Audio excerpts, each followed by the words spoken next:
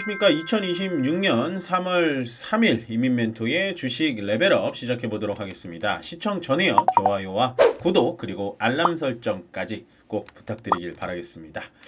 네, 일단 오늘 굉장히 좀 두려운 시장의 개장이었습니다. 사실은 어제가 3월 1일 대체 연휴로 인해서 하루 쉬어준 게 오히려 다행이다라고 생각을 했는데 어제 개장을 안 하고 오늘 개장을 해서 이틀 떨어질 거를 오늘 하루에 다 반영하는 듯한 그런 흐름이 좀 나타났고요. 코스피가 급락으로 인해서 매도 사이드카까지 발동이 됐습니다. 마치 2월달 첫째 날이 다시 또 떠오르는 듯한 그런 흐름이 나왔습니다.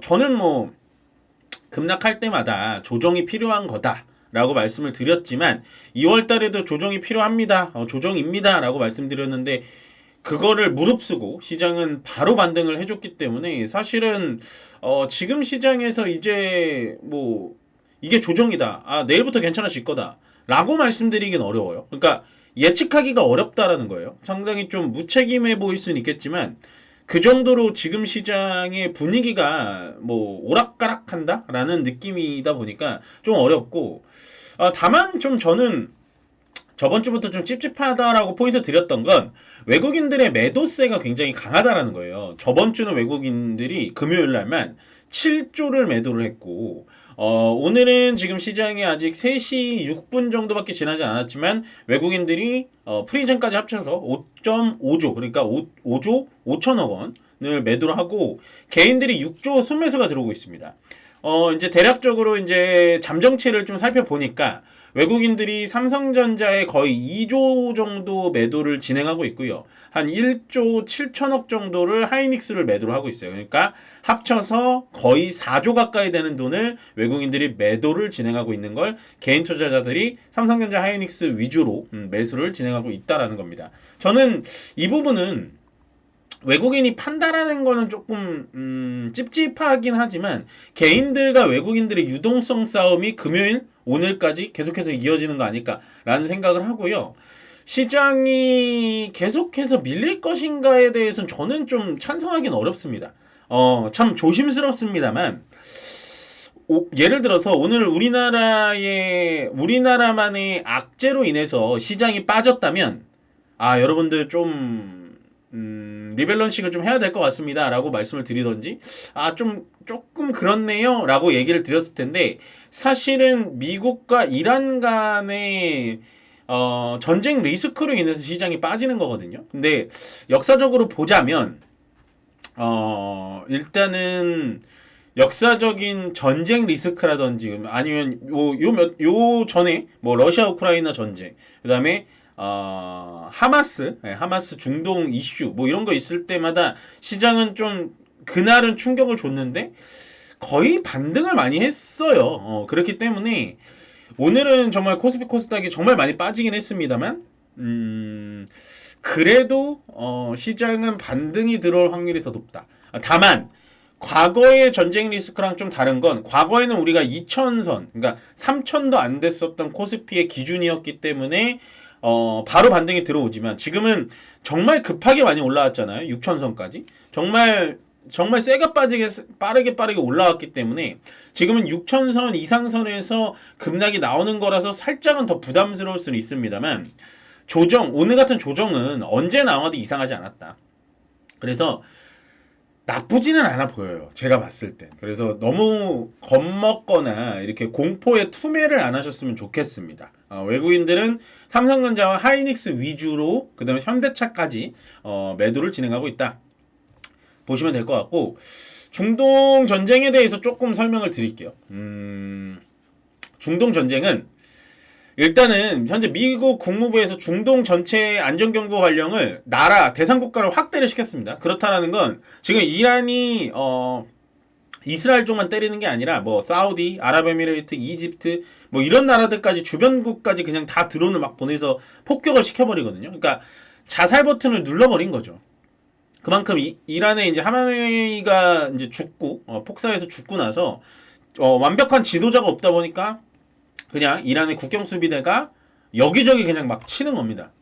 거기다 이제 호르무즈 해협의 게릴라전까지 나오게 되면서 미국 국무부가 중동에 이제 안전 경보를 대상 국가를 확대를 시켰다라는 건 결국에는 지금 트럼프 말로는 뭐 단기간에 끝내겠다라고 하는데 사실은 베네수엘라 때와 이란 때와의 이 전쟁 규모는 다릅니다.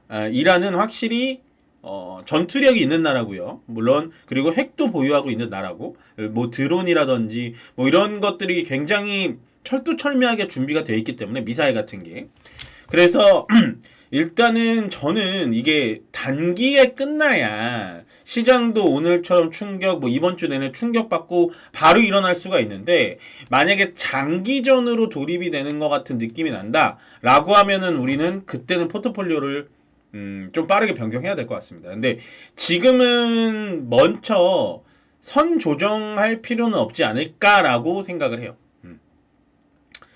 그 다음에 제가 요거를 또 나름 본 거거든요. 그러니까 사실은 어제 우리장이 열리지 않았고 근데 이제 어제 우리장이 열리지 않은 대신에 제가 뭘 받겠습니까?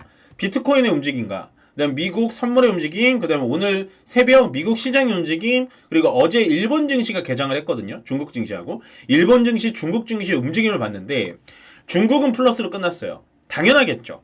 예, 왜냐면 미국이 이란을 친다고 해서 중국한테 나쁠 게 없거든요. 물론 이란산 원유를 중국에서 갖다 쓰긴 합니다만 단지 지금 미국이 중국을 막 때리다가 안 통하니까 지금 다른 나라 뭐 베네수엘라, 이란 막 이런 데를 치고 있으면 중국한테는 오히려 이득이거든요. 그래서 중국은 플러스.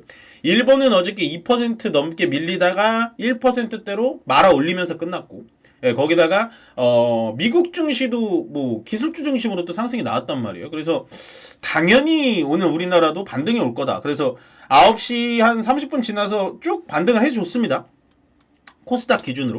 그래서 그렇게 역시 예상대로야 라고 했는데 잘 모르겠지만 어쨌든 전쟁 리스크가 있다 보니까 전체적으로 시장은 안정되는 느낌은 아니에요. 저는 오후장에는 조금 꼬리를 쫙 끌어당겨 줄 줄 알았는데 그러지 않았다. 그치만 일본 증시도 어제도 1%대 빠졌고 오늘도 2% 후반대 지금 빠지고 있거든요. 니케이 지수가. 그렇다라는 건 우리나라만 빠지는 건 아니다. 그러면 지금 자리에서 괜히 매도를 해가지고 빠져나올 필요는 없다라는 겁니다. 물론 오늘 매도해야 된 포인트는 있어요. 방산주를 단기적으로 사셨다면 오늘 매도를 해야 되는 게 맞습니다. 뭐 저번주 금요일날 제가 방산주 좋다고 해서 뭐 사신 분도 많다라고 제가 연락을 받았지만 만약에 그런 분들은 하루 만에 30% 20% 넘게 먹었으니까 그런 분들은 파는 게 맞아요. 왜냐? 펀드멘탈로 먹은 게 아니라 이런 대외적인 리스크 때문에 수익이 난 거는 빠르게 좀 수익 실현하시는 게 낫거든요. 그래서 그런 분들 말고서는 전체적으로 우리 증시는 뭐 오늘 빠지긴 했습니다만 겁먹진 않으셔도 되지 않을까라고 조심스럽게 좀 말씀을 드리고 강세업종은 뭐 볼 건 없을 것 같습니다. 요 밑에 원전은 제가 잘못 넣은 것 같은데 해운, 방산, 정유 뭐 이쪽은 당연히 뭐 그렇겠죠. 뭐 이란 쪽은 역시나 중동이기 때문에 그쪽에 중동에 대한 전쟁이 일어나게 되면 당연히 정유 쪽은 올라갈 수밖에 없고 해운은 호르무즈 해협 때문에 이제 그 호르무즈 해협을 못 지나게 되면 해운 값이 상승을 하게 되니까 해운주들은 거의 상한가 가버렸고 방산에서도 이제 중동 쪽의 리스크이기 때문에 기존의 방산에 갔었던 뭐 현대로템이라든지 한국항공우주 이런 것보다는 미사일 관련돼서 지금 계속 쏘잖아요. 미사일로 쏘고 그다음에 드론으로 날리고 이러다 보니까 드론 관련된 하나 시스템 그리고 미사일 쪽에 청궁 그다음에 청궁의 LIG 넥스원 요렇게가 많이 움직였고 그 다음에 이제 정유 쪽은 역시나 산유국들이 거기 많이 몰려 있어서 호르무즈 해협을 건너지 못하면 우리나라가 뭐 사우디라든지 그 다음에 뭐 UAE 뭐 이런 쪽에 중동산 원유를 쓰질 못하니까 정유 쪽이 좀 올라갔다. 원전은 제가 편집을 잘못한 것 같습니다. 시장을 너무 오랫동안 보다 보니까. 그 다음에 약세업종은 오늘 뭐 전체적으로 다 약세죠. 저는 장 중간에 이제 제약바이오가 좀 반등이 들어와서 좀 괜찮겠구나 했는데 11시 방송이 끝나고 나니까 약세업종이 더 확대되는 모습을 보고 조금 당황을 했는데 일단 약세업종 화학, 반도체, 자동차, 2차전지입니다. 뭐 사실은 의미가 없어요. 일단 오늘은 방산, 해운, 정유 빼고는 다 떨어졌다라고 보시면 되는데 이 종목들이 보통 10%에서 8% 다 떨어졌어요. 그러면 굳이 이걸 미리 피하지 못했으면 오늘 피할 필요는 없는 겁니다. 예, 왜냐? 화학 구조적인 문제가 있어서 떨어진 거 아니고요. 반도체 마찬가지입니다. 자동차 마찬가지고요. 2차전지 마찬가지입니다. 그러니까 오늘 매수를 할 수 있는 분들은 매수를 하시겠지만 일단은 나는 매수도 못하겠고 겁나서 아무것도 못하겠다 하시는 분들은 그냥 놔두셔도 돼요. 지금은 놔둔다고 해서 더 손해볼 시장은 아니라고 보여집니다. 예. 그만큼 좀 버티는 게 맞다라고 보시면 되고, 다만 많은 종목과 그 많은 종목이 많이 떨어졌기 때문에 좀 겁먹을 수는 있겠지만 지금은 조금은 좀 버텨보시는 게 좋다. 섣불리 움직였다가는 오히려 된통 더 손해를 볼 수 있는 가능성이 있고요. 이건 모르는 거예요. 그러니까 전쟁이 나서 리스크적인 지정학적 리스크는 맞는데 일단은 우리나라에 직접적인 아직 피해는 없는 거거든요.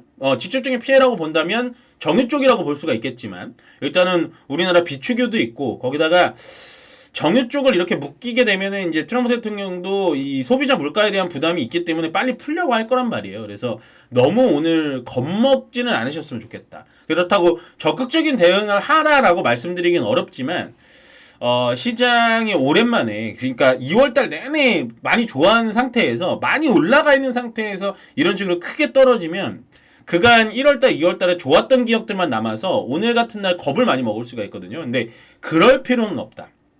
아시겠죠? 그래서 차라리 그냥 차분하게 이 레벨업 방송 언제 올라오는지 기다리셔서 그걸 보시면서 대응하시는 게 낫지 지금은 섣불리 대응하지 말자라고 말씀드리면서요. 오늘 레벨업은 여기서 마무리 짓고요. 항상 저에게 많은 힘이 된다라고 말씀드리고 있죠. 좋아요와 구독 그리고 알람 설정은 저에게 힘이 되고 있습니다. 그럼 여러분들 저는 여기서 물러가고 내일 다시 뵙도록 할게요. 고맙습니다.